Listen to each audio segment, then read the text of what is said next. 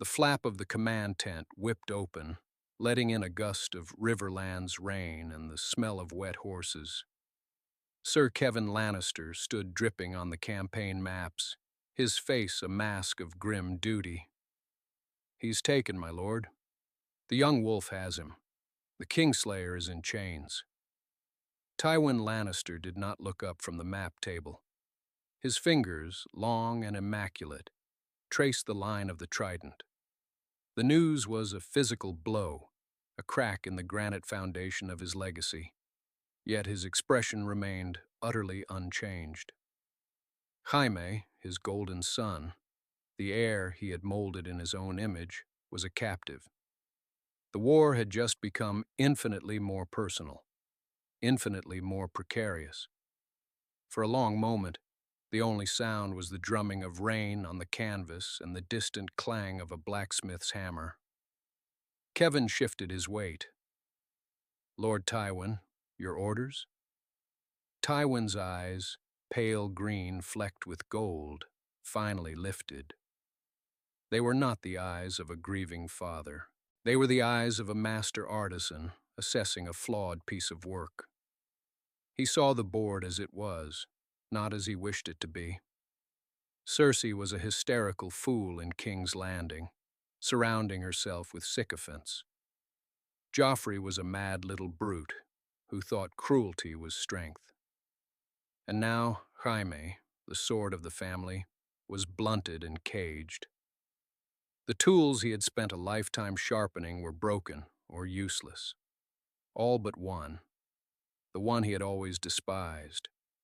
The twisted, broken tool he had discarded at every opportunity.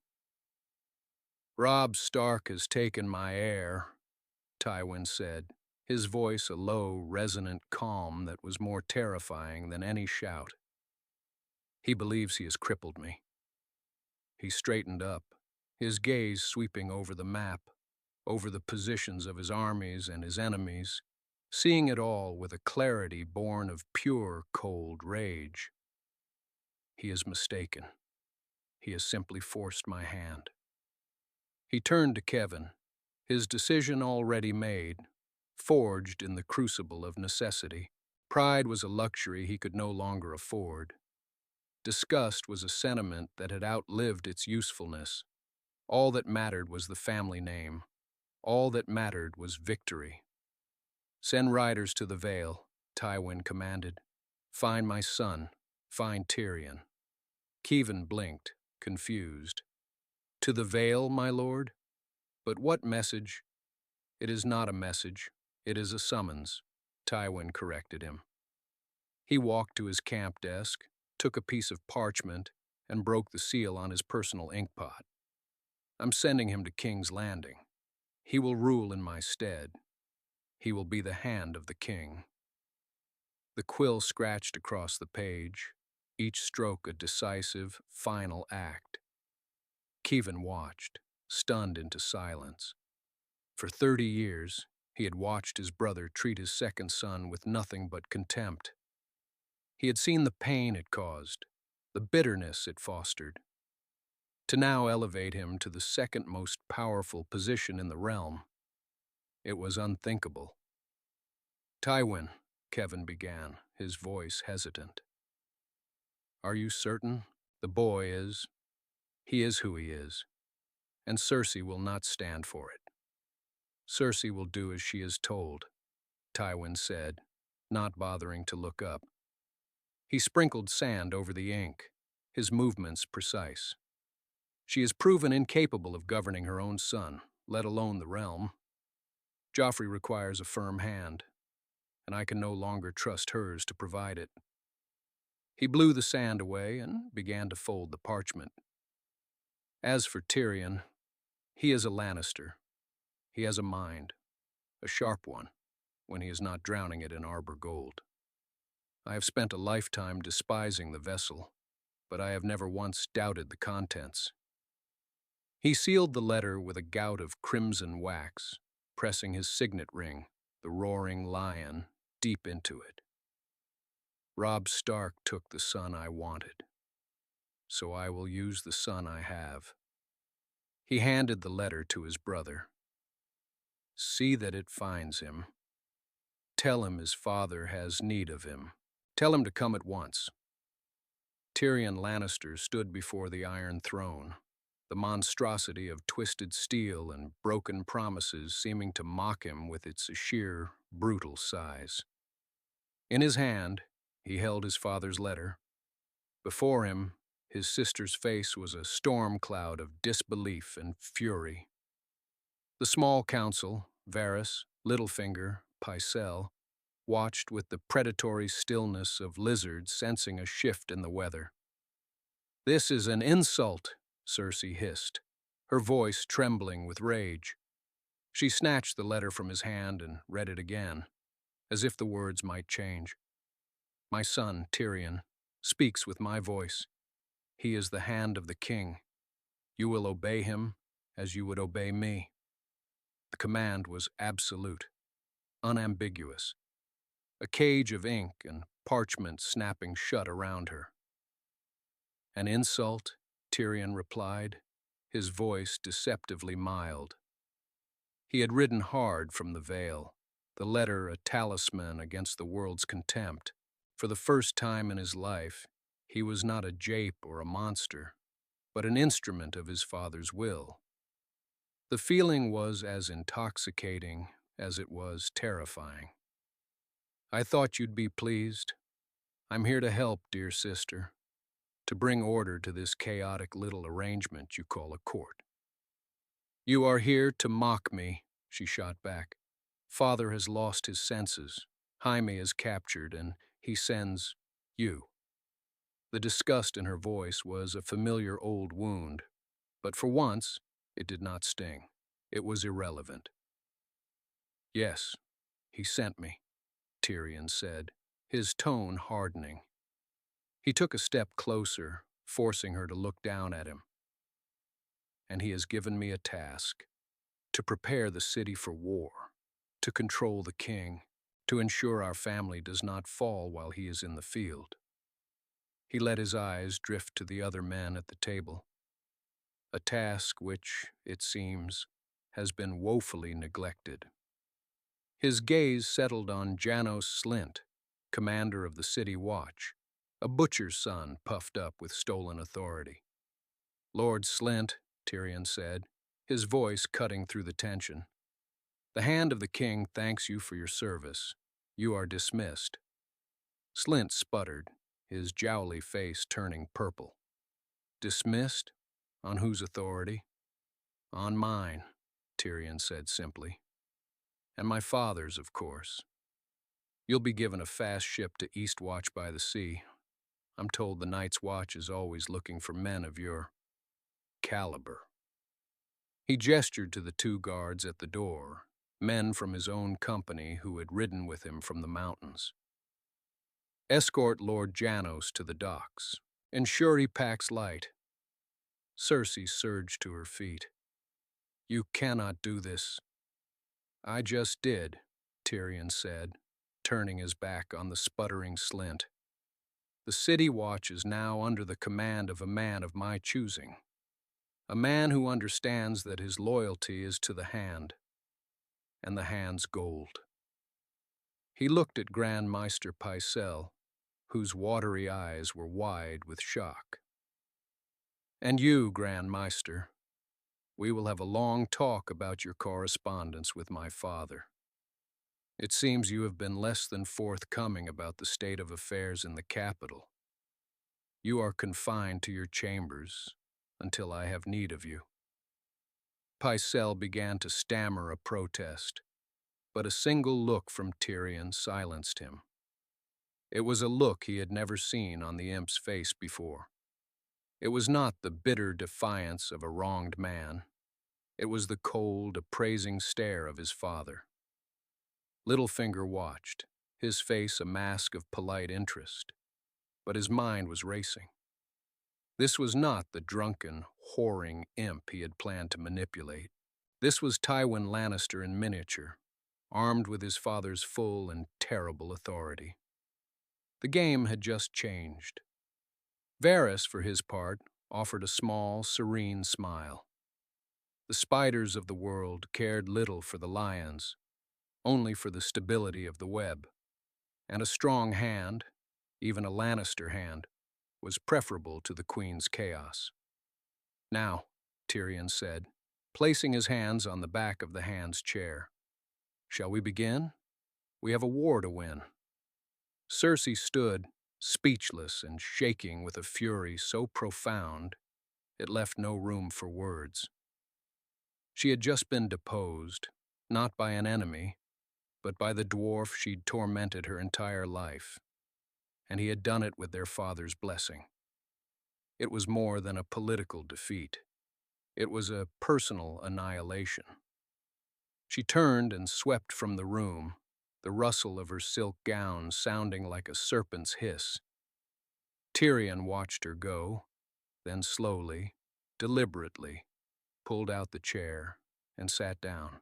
It was too large for him, his feet barely touching the floor, but in that moment, he had never felt taller. The reek of flea bottom was a familiar perfume to Bronn, a comforting blend of stale beer, sweat, and despair. The summons to the Tower of the Hand had been a surprise. The offer was even more so. "Commander of the City Watch?" Bronn repeated, leaning back in his chair. He took a long drink of Tyrion's wine. It was better than any he'd ever tasted. "That's a lord's title, little lord." "And it comes with a lord's salary," Tyrion said, refilling the sellsword's cup. "And men, 2,000 of them. They're called the Gold Cloaks. At present, their primary function is shaking down merchants and arresting drunks who sing off-key. I want to change that." "To what?" "An army," Tyrion said plainly. "One that is loyal to the man who pays them. That man is me. My father has given me an unlimited budget to secure the city. I want them trained. I want them disciplined. I want them to know that if they betray me, I will have their heads on spikes before the sun sets. And if they serve me well, they will be rewarded beyond their wildest dreams of avarice. Can you do that?" A slow, predatory grin spread across Bronn's face. "For that kind of gold? I can make them dance a jig on the walls of Winterfell if you like."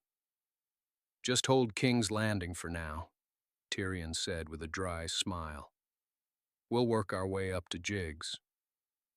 He pushed a heavy purse across the table. "That's your first payment. Double their wages, buy new steel, hire more men, hard men from the gutters if you have to. I don't care about their pasts. I care about their futures, and their futures belong to me." Bronn hefted the purse. It was heavier than he'd expected. "Your sister won't like this." "My sister's opinion is no longer a factor in my calculations," Tyrion stated. The finality in his voice was absolute. This was the true gift of his father's letter. It wasn't just power, it was freedom. Freedom from Cersei's scheming, from Joffrey's madness, from the constant, grinding need to justify his own existence. He was no longer just surviving. He was building. Later that week, he convened the small council in the same chamber where he had asserted his authority. This time, however, a massive map of Westeros was spread across the table, weighted down with markers representing armies and allegiances.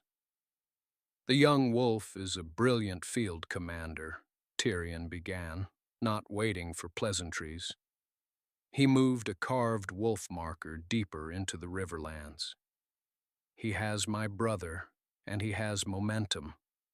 Every victory he wins brings more northern lords to his banner. We cannot defeat him in a straight fight. Not now." Lord Varys watched him, his powdered hands tucked into his sleeves. "A sobering assessment, my Lord Hand." "A realistic one," Tyrion countered. He pointed to the vast gray expanse of the north on the map. Robb Stark's strength is also his weakness. He has brought the entire strength of the North with him.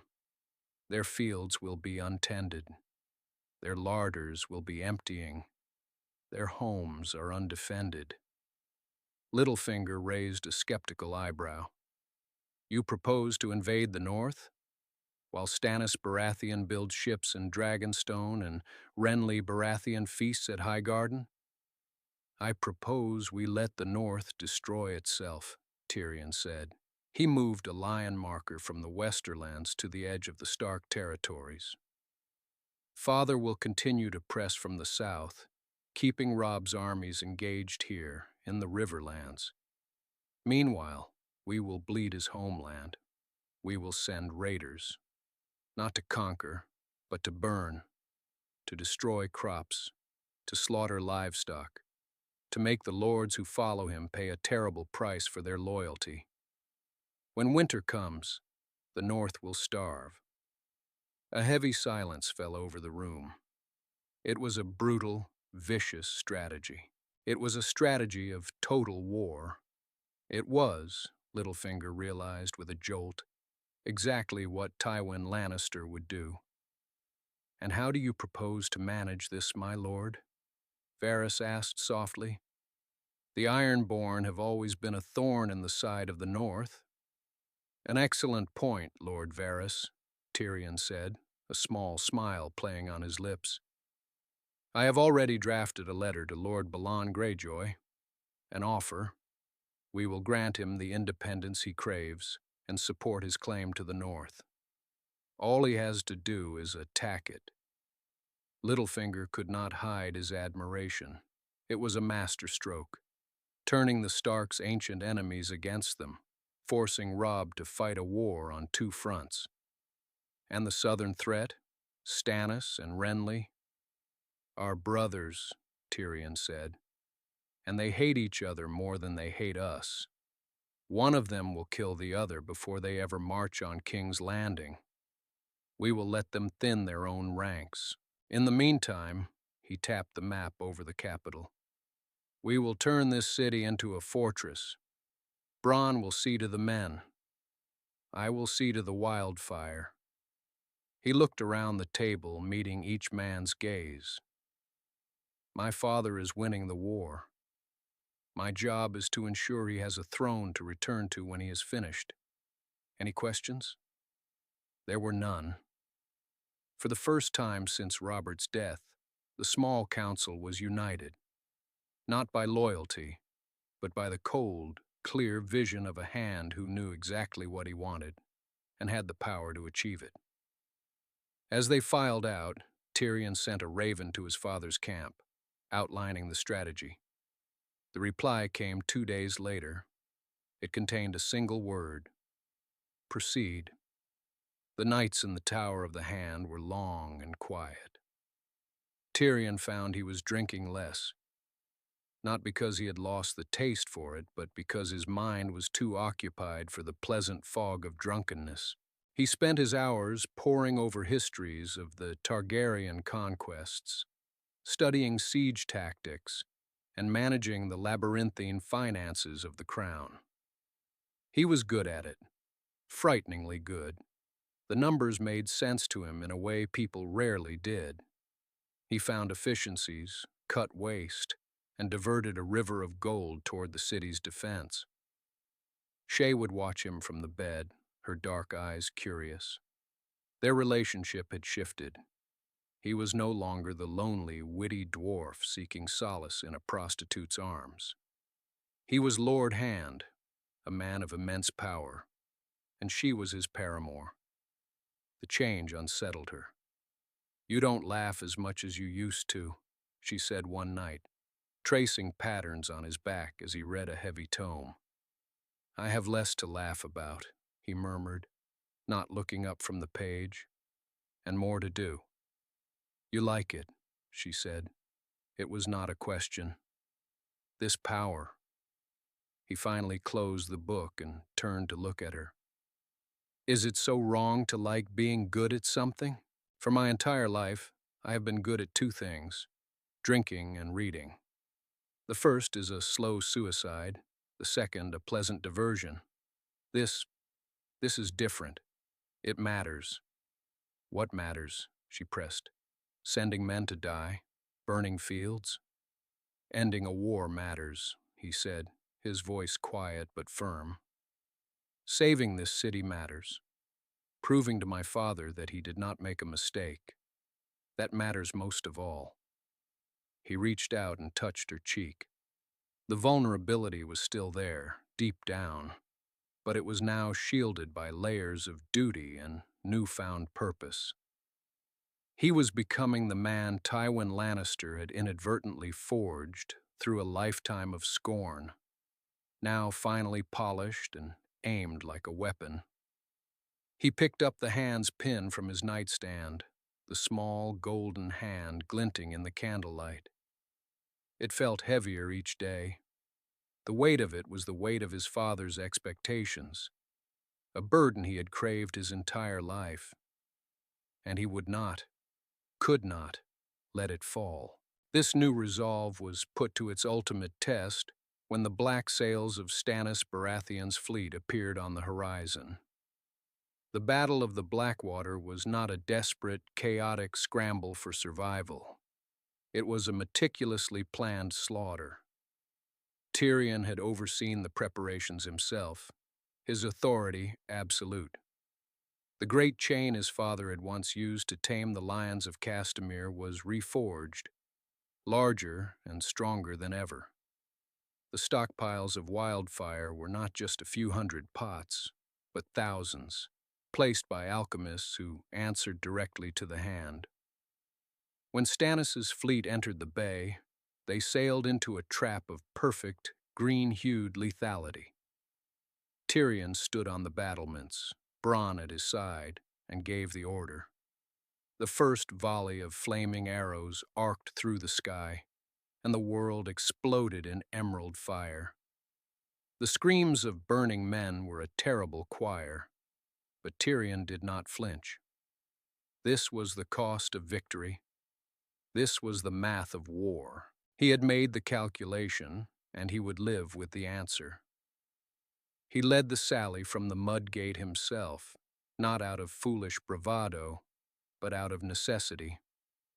He saw the hound abandon his post, saw Joffrey flee to his mother's skirts, and knew that the line would break without a leader. His speech to the men was not eloquent, but it was honest. "I will not ask you to die for a king who runs," he roared, his voice amplified by the chaos. "I ask you to die for your homes, for your families, for the gold I will personally put in your hands when this is over." They cheered him. They followed him, the dwarf, the monster, the imp. They followed him into the fire and blood, and they held the line. When the horn sounded from the west and the banners of his father appeared on the horizon, the battle was already won. Tywin Lannister and his new Tyrell allies arrived not as saviors, but as a cleanup crew. The city had been held, not by the grace of the gods, but by the will of his son. That night, in the Tower of the Hand, the two of them stood over the map of Westeros once more. The room was silent, the city outside exhausted but celebrating. Tywin poured 2 cups of wine, a gesture so uncharacteristic it was jarring. He handed one to Tyrion. "You held the city," Tywin said. It was not praise. It was a simple statement of fact, as undeniable as the sunrise. "I did what was required," Tyrion replied, his body aching from a dozen minor wounds. "Stannis is broken. His fleet is ash, his army scattered. The Baratheon threat is ended," Tywin continued, his eyes on the map. He moved the stag marker off the board entirely. "You have done well." The words were quiet, almost grudging, but they landed on Tyrion like a physical coronation. It was everything he had ever wanted to hear.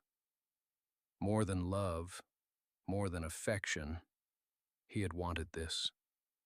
acknowledgement, respect. "The war is not over," Tyrion said, forcing himself to focus. "Robb Stark still holds the field in the west." "The young wolf's days are numbered," Tywin said, his voice devoid of any emotion. "His cause dies not with a bang, but with a betrayal. Walder Frey grows impatient for his royal wedding. Rose Bolton is a practical man who knows which way the wind is blowing. A few promises, a pardon, the wardenship of the North, and our Stark problem will be solved." Tyrion felt a chill run down his spine. They were discussing the annihilation of a great house, the murder of a king under a banner of peace, as if they were balancing a ledger. "The Red Wedding," Tyrion murmured, giving the plot a name. "A necessary end to a bloody conflict," Tywin stated, taking a sip of wine. "It will save thousands of lives in the long run. It is ugly, but it is efficient. A lesson you are learning well." He looked at Tyrion, his gaze direct and appraising. "You have a mind for this work, a ruthlessness I had not appreciated before." Tyrion met his father's gaze. He could see the truth of it in his own reflection in Tywin's eyes. He had burned men alive. He had sent others to their doom. And now he was tacitly approving of a massacre that would violate every law of gods and men. This was the price of his father's approval. He was becoming his father. And as he drank the wine, he found that it tasted like victory. The wedding of King Joffrey to Margaery Tyrell was the grandest the capital had ever seen. A celebration of the Lannister-Tyrell alliance that had won the war. The North was broken. Robb Stark and his mother murdered at the Twins in a grotesque betrayal that had shocked the realm into submission. Stannis was a fugitive. The Ironborn were a nuisance, but no more. The war was over. Tyrion sat at the high table, enduring his nephew's endless, petty torments. Joffrey mocked him with a pageant of dwarves, poured wine on his head, and named him his cupbearer. In another life, each insult would have been a needle in Tyrion's soul. But now, they were merely the buzzing of an insect. He had his father's respect. He had real power. Joffrey was a strutting boy king whose reign would be managed and contained until Tommen was old enough to be a more pliable ruler. Tyrion endured the humiliation with a patient, detached calm. Then the boy began to choke. The scene descended into chaos. Joffrey's face turned purple, his hands clawing at his throat. He fell, writhing on the ground, foam flecking his lips. Cersei's scream was a raw, primal sound of maternal terror and rage. Joffrey's final act, before the life left his body, was to point a trembling finger at Tyrion. "He did this!" Cersei shrieked, her face contorted with grief and hate. "The monster! He poisoned my son! Arrest him!" Guards of the King's Guard moved forward, their hands on the hilts of their swords. The entire court was frozen, a tableau of horror and suspicion. Tyrion stood in shock, the silver chalice having fallen from his hands. He saw the trap closing around him, the perfect, simple logic of it. He was the hated uncle, the mocked cupbearer. Who else could it be? But before the guards could seize him, a voice cut through the pandemonium like shattering ice. "Enough!" Tywin Lannister rose to his full height. His face was a stone mask, his eyes sweeping across the scene with cold, analytical fury. He looked at his dead grandson on the floor, then at his hysterical, screaming daughter, and finally at his accused son. He saw not a family tragedy, but a political crisis. Joffrey had been a liability. Cersei was an emotional wreck. Tyrion was the son who had held the city. the hand who had helped win the war. The calculation was brutal and instantaneous. He strode forward and placed a hand on Tyrion's shoulder. It was not a gesture of affection. It was a gesture of ownership, of protection. "My grandson, the king, is dead," Tywin announced, his voice ringing with absolute authority that silenced the entire hall. "A great and terrible crime has been committed. My son stands accused." He paused, letting his gaze fall on Cersei, a silent command for her to control herself. "There will be an investigation, a thorough one.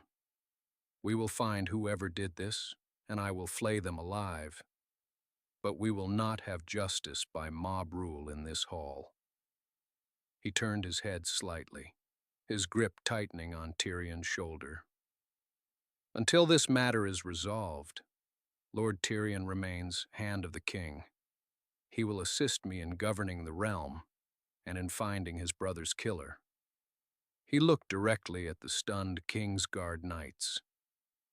"Do you understand?"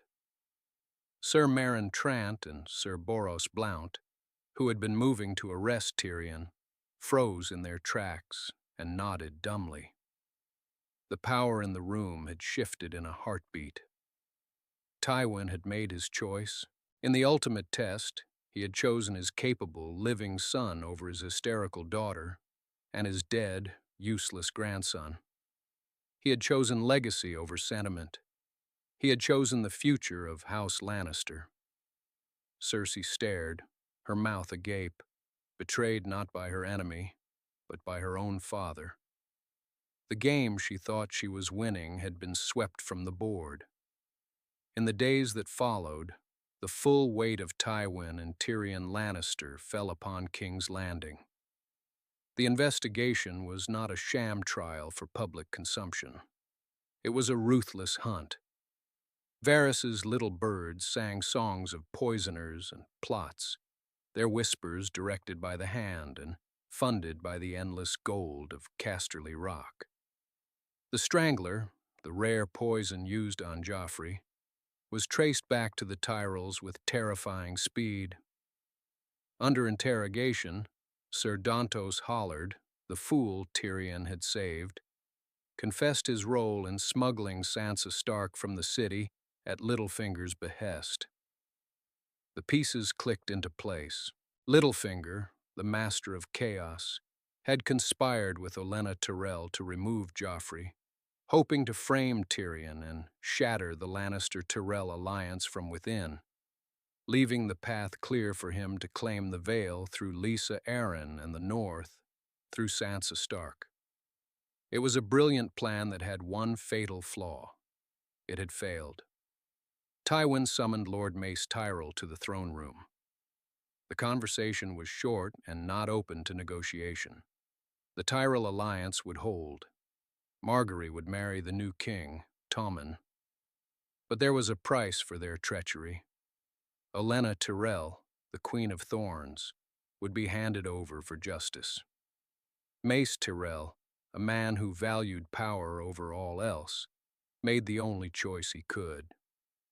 His mother was quietly and efficiently executed for treason, a grim warning to any other house that might plot against the Lions.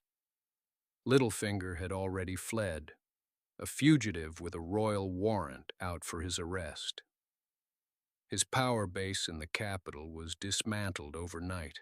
Sansa Stark, his key to the north, was now a liability he had to hide. His grand ascent was cut short, his schemes exposed to the cold light of Lannister justice. Jaime Lannister returned to a King's Landing he no longer recognized. He had lost a hand, but he had come home to find he had lost his family as well. Cersei was a ghost haunting the Red Keep, confined to her chambers by their father's command, stripped of all power, a grieving mother whose rage had been deemed a political inconvenience. He found Tyrion not in a brothel, but in the Hand's study, poring over tax ledgers. His younger brother looked older, more tired. The light in his eyes, the quick, sardonic wit, had been replaced by a quiet, weary authority. "They say you've become father's favorite," Jaime said, trying to make it a jest, but the words fell flat in the quiet room. "I've become useful," Tyrion corrected him, not looking up from his work. "Father values usefulness above all else. You of all people should know that." "He chose you," Jaime said, the words heavy with a mix of pride and a strange sort of loss. "Over Cersei, over his dead grandson." "He chose the house," Tyrion said simply. "He chose the name. Joffrey was a threat to it. Cersei's grief was a threat to it. I am not." He finally looked up, and Jaime saw the change in him. The hurt was gone, buried so deep it might as well have never existed. In its place was something harder, colder. "I do what is required." It was the same phrase he had used after the Blackwater. It was his father's phrase. In that moment, Jaime Lannister understood that while he had been in a Stark prison camp, he had lost more than just his sword hand. He had lost the brother he knew, and the world had gained another Tywin Lannister. The Seven Kingdoms settled into a period of grim, efficient peace. Under the joint rule of Tywin and his hand, the realm's debts were paid, its infrastructure rebuilt, its rebellious houses brought to heel. King Tommen I sat the Iron Throne, a gentle boy guided by his grandfather and his uncle, who ruled in all but name. Tyrion Lannister was, by any measure, the most powerful hand of the king in a century. He had the respect of the small council, the fear of his enemies, and the complete, unwavering backing of his father. He had won. He had everything he had ever wanted. One evening he sat alone in his solar, a glass of the finest Dornish red in his hand. He looked out the window at the city he had saved, the city he now commanded. The setting sun painted the rooftops in shades of orange and gold, the color of his house. He was Lord Tyrion Lannister, the true power behind the Iron Throne, the son his father had finally come to respect. He was powerful, he was feared, and he was utterly, profoundly alone. The wine tasted of nothing. A soft knock came at the door. It was a page holding a scroll with a broken seal. "From the Citadel, my Lord Hand. A raven from a ship off the coast of the Stormlands." Tyrion took the scroll. The message was brief, its contents fantastical. A Targaryen queen, an army of Unsullied, and 3 dragons. He dismissed the page and walked back to the window, the parchment crumbling in his fist. For a long moment, he stared out at the darkening city. A new player had entered the game, a piece he had not accounted for, armed with fire and blood. In the shadowed corridors of the Red Keep, Lord Varys heard the news from one of his little birds and allowed himself a small, genuine smile. He had worked for years to stabilize the realm, to protect it from the madness of kings and the follies of queens. But the united, ruthless efficiency of Tywin and Tyrion Lannister was a different kind of threat. It was a dynasty of perfect, cold order. It was too strong. It had to be broken. He had tended the rose in secret, waiting for the day it would bloom. Now the dragons had come home to challenge the lions. The game was far from over. For Lord Tyrion Lannister, the man who had won everything, the true war had just begun.